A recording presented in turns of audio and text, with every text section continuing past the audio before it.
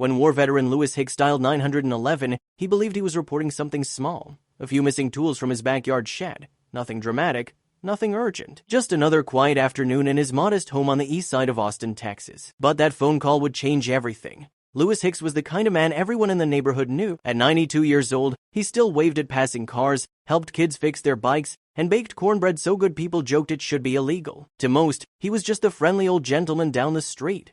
What no one saw was how much he was struggling behind closed doors. When officers Chastity Salazar and Bino Cadenas arrived to take the report, Lewis welcomed them politely, apologizing for bothering them over something so small.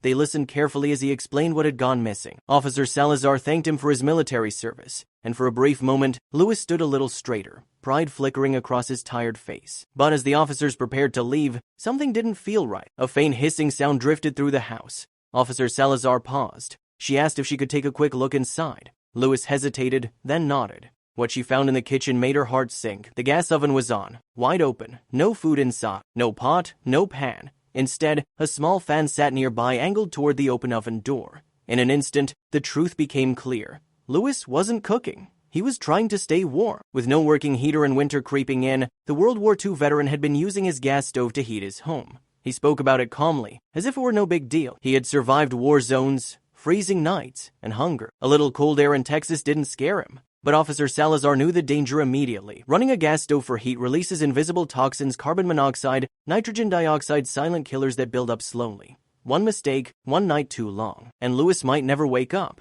She looked at him standing there, proud, polite, unaware that what he thought was a simple solution could end his life. He told her he once had a space heater, but it burned a hole in the carpet. He stopped using it because it felt unsafe, so he chose the oven instead. As they left the house, Officer Salazar felt a tight ache in her chest. This man had fought for his country across Europe and the Pacific. He had given his youth to freedom. And now, at 92, he was using an oven to survive the winter alone. That night, she couldn't stop thinking about him. And she knew this was no longer just a police call. It was a call for humanity.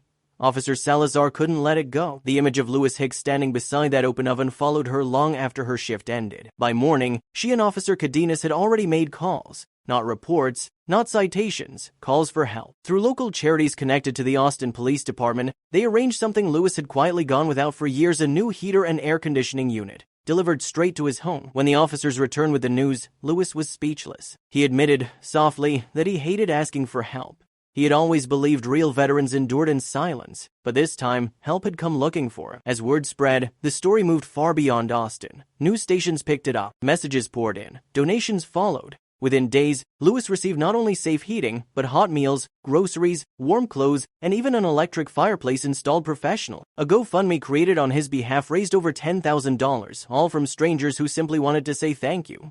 Then came the Wind Therapy Freedom Riders. The motorcycle club arrived in force, clearing decades of clutter from Lewis's yard, fixing what age had made impossible, installing lights and planning a fence for safety. They handed him a vest stitched with the name Big Papa, Lewis cried. For the first time in years, he wasn't alone. The most unexpected moment came weeks later, when distant relatives who had lost touch long ago recognized him from the news and reached out.